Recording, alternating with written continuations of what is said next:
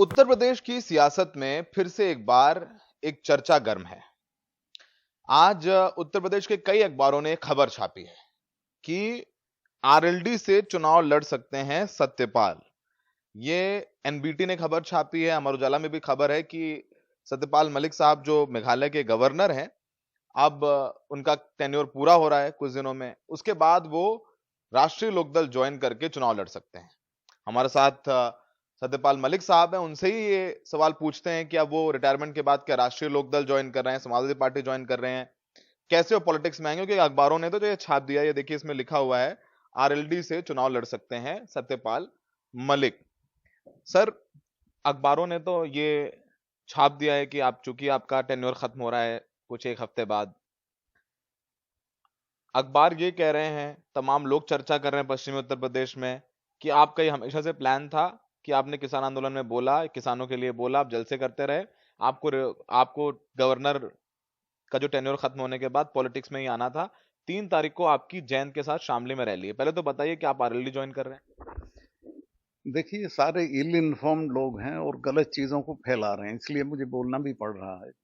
मेरा पहले दिन से ये कहना है और घोषणा है कि मैं अपना रिटायरमेंट के बाद कोई पार्टी ज्वाइन नहीं करूंगा, कोई इलेक्टोरल पॉलिटिक्स नहीं करूंगा, कोई चुनाव नहीं लड़ूंगा। कोई चुनाव नहीं लड़ेंगे, यानी ये जो खबर अखबारों ने छाप दी है और ये चर्चा इन उड़ा देखिए, दी है कि आप राष्ट्रीय लोकदल जा रहे हैं, वो पूरी तरीके से गलत वो है। इसके आगे देखते नहीं। मेरी 3 मीटिंग्स हैं अगले हफ्ते में। एक अलीगढ़ में है 2 तारीख को, जिसमें कोई किसी पार्टी का आदमी नहीं जा रहा, सिर्फ मैं जा रहा हूं। फिर इसके बाद एक बुलंदशहर में है, उसमें किरण पाल, हरेंद्र मलिक दोनों बाई रिक्वेस्ट आ रहे हैं। मैंने अलाउ कर दिया, भाई पार्टी की तो है नहीं ये मीटिंग। इसी तरह ये जो शामली वाली मीटिंग है, इसमें मैं सवाल पूछता हूँ जी आपसे, जी 3 तारीख को शामली में आप मीटिंग कर रहे हैं, जी उसमें आपके साथ मंच पर राष्ट्रीय लोकदल के अध्यक्ष जयंत चौधरी होंगे, जी। राज्यसभा सांसद हैं, सपा और लोकदल का गठबंधन है, तो उनके साथ मंच साझा करके आप क्या संदेश देना चाहते हैं, इस पर थोड़ा स्पष्टीकरण दीजिए सर। ये स्पष्टीकरण उनको देना चाहिए। मुझे तो वहां उसमें कोई किसी का झंडा पताका नहीं है, किसी पार्टी का नाम नहीं है, सिर्फ किसानों का वो है सम्मेलन। उसमें जयंत जा रहे हैं, वो बताएं कि क्यों जा रहे हैं मेरे साथ। तो फिर आपने अलाउ कैसे किया? जयंत चौधरी आपके पास आए थे, उन्होंने पूछा? हाँ, वो मुझे मिलने आए थे। उन्होंने कहा कि शामली में किसानों की जो मीटिंग है, उसमें मैं आपके साथ रह सकता हूँ। कि बिल्कुल रह सकते हो, क्योंकि मुझे किसी से परहेज नहीं है, लेकिन मैं किसी के झंडे के नीचे नहीं हूँ। लेकिन फिर चूंकि जब जब जयंत चौधरी आएंगे तो लोग ये भी कहने लग गए, नहीं भाई साहब, उस दिन शामली में जनसभा है, तमाम पत्रकारों के, तमाम नेताओं के फोन आए हमें कि मलिक साहब तो उस दिन ऐलान करने वाले हैं शामली से कि वो लोकदल से चुनाव लड़ेंगे, या अब आपने बोला इलेक्टोरल पॉलिटिक्स नहीं करेंगे तो आगे लोकदल के लिए प्रचार कर सकते हैं, सपा के लिए प्रचार कर सकते हैं, आपकी नजदीकियां हैं अखिलेश और जयंत से। देखिए, 3 तारीख 2 तारीख से पहले आती है कि 2 तारीख 3 से पहले आती है? 2 तारीख को मेरी अलीगढ़ में मीटिंग है। उसमें कोई किसी पॉलिटिकल पार्टी का आदमी नहीं है, मैं ही हूँ मुख्य अतिथि। फिर बुलंदशहर में है, उसमें मैंने आपको बताया कि किरणपाल और हरिंदर मलिक भाई रिक्वेस्ट आ रहे हैं, मैंने अलाउ कर दिया है। चूंकि पार्टी की मीटिंग नहीं, इसी तरह ये भी पार्टी की मीटिंग नहीं। तो ये बिल्कुल साफ रहना चाहिए, मेरा कोई लेना देना किसी पार्टी से नहीं है। लेकिन हाँ, जब चुनाव होंगे तो किसी ना किसी की तो मदद मैं करूंगा। वो पता नहीं किस, वो उस वक्त तय होगा किसकी करूंगा। मेरे तो सबसे अच्छे संबंध तो समाजवादी पार्टी के लोगों से हैं। लेकिन आप चुनाव नहीं लड़ेंगे? मैं खुद चुनाव नहीं लड़ूंगा, चुनाव नहीं लड़ेंगे मतलब, बिल्कुल नहीं और लड़ूंगा, ना किसी राजनीतिक दल को ज्वाइन करने वाले? बिल्कुल नहीं करूंगा। लेकिन सपा से हमें आपके अच्छे संबंध है। मेरे बहुत अच्छे संबंध हैं। सपा हमारी पार्टी है एक तरह तो से। आप बोल रहे हैं 2024 में आप किसी का समर्थन कर सकते हैं, तो वो समर्थन क्या बीजेपी को मिलेगा कि नहीं? बीजेपी को तो बीजेपी से तो मैं, बीजेपी के लोगों का जो व्यवहार है और मेरे प्रति, उसको देखते हुए मैं उसको छोड़ें। जो किसानों का, बीजेपी किसानों के मसले हल कर देगी तो मैं बीजेपी के लिए कहूंगा।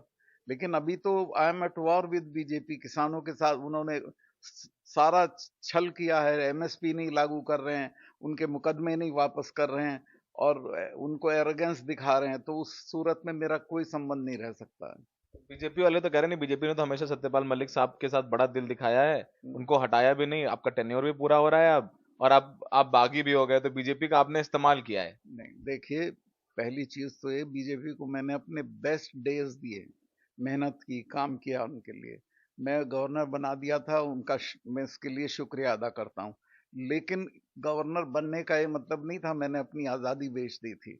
वो मैंने स्पष्ट कर दिया था कि किसानों के मामले पे मैं 1 मिनट नहीं लगाऊंगा, गवर्नरशिप छोड़ दूंगा अगर वो कहेंगे। मुझे किसी ने कहा नहीं, इसके लिए मैं उनका आभारी हूँ। आप कहते रहते नहीं इस्तीफा आप जेब में लेके हाँ, चल। मैं प्रधानमंत्री से मिलने गया था तब भी जेब में था मेरे।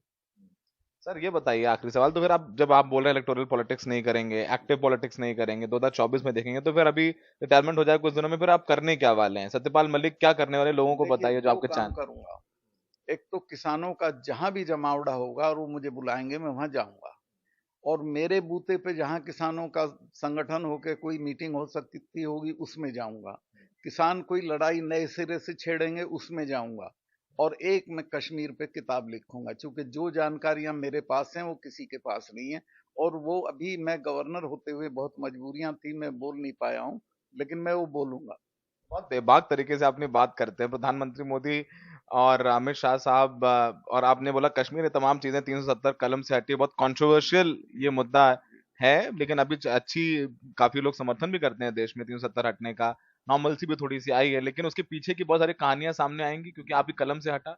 नहीं, देखिए, मूलतः तो प्रधानमंत्री और गृह मंत्री ने हटाया, पर एग्जीक्यूट तो मैंने किया। और इनिशिएटिव मेरे यहाँ से हुआ, मेरी चिट्ठी के आधार पर राज्यसभा में प्रस्ताव आया और पास हुआ। और बड़ी चीज उसमें यह है कि लोग कहते थे खून की नदियां बह जाएंगी, क्या हो जाएगा। एक चिड़िया नहीं मारी, एक राउंड फायर नहीं करना पड़ा।